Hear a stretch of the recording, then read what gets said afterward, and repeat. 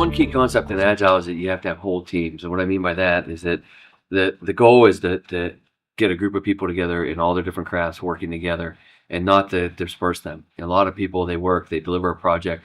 The project's a great success, and they break everybody up and say, yeah, go off and do something else. We need people to perform storm and norm and conform and get through all the stages of team development. And then we need to work on honing our practices as a team. A lot of organizations are not structured like this, and that's one of the biggest challenges of going agile, is that we have to give up these kingdoms and silos and say, how can we form standing teams? We don't even like teams to have names other than a fun name. So in other words, Code Monkeys, Code Rats, Charging Tigers, Incredibles, Bluefish, Redfish.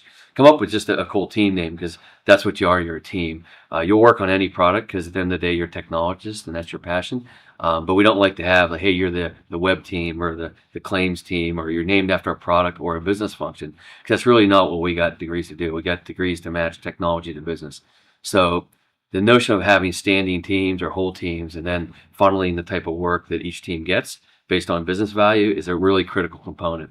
That also leads us away from a lot of specialization. If you have way too much specialization, it's very hard to do in your organization. As far as team size goes, that's another interesting topic, because Scrum will tell you that the team size is 7 plus or minus 2, not including the Scrum Master and a product owner. Our experience and our practice has been that teams need to be a little bit larger than that. We recommend 12 to 20. We have a chart that we use to help you kind of discuss how that would happen. The reason we believe in larger teams is it's all about feedback and learning, and you never want to have only one person in one role. If you have one person in that role and they're out, then flow stops and progress stops. You also don't have a feedback loop. If you're pairing with someone, you know how far to go. You know if you have the right quality. You know if you're doing the spirit of the work in the right way. So we find 12 to 20 person teams are about the right size. We've done studies around this.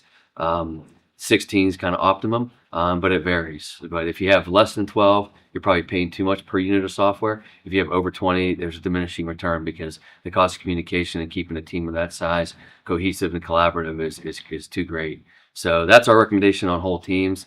Again, one of the most important practices, if you don't restructure and agree on this concept, it's going to be very hard for you to kind of embrace a lot of the agile practices that require self-organizing teams that don't keep getting ripped and torn apart. Another reason you want to have whole teams, if you study some of Mary Poppendick's work from Lean Thinking, there's been studies that have proven that when you have to cross organizational boundaries, you can add up to 25% more work or waste, right? Because you're creating additional buffers between teams and handoffs and ball passing, where if you have a self-contained team, handing things off, pairing, doing things, you don't have that buffer and that time of waste.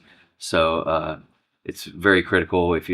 Another way to think about this is that if you think about theory of constraints, if you only have one thing in one system and that one thing isn't available, flow is going to stop. So you have to have larger team sizes with 2 people in a role, so that if one person's out, flow continues, and you're mitigating the risk that somebody knows something that somebody else doesn't, and you can't move flow throughout this.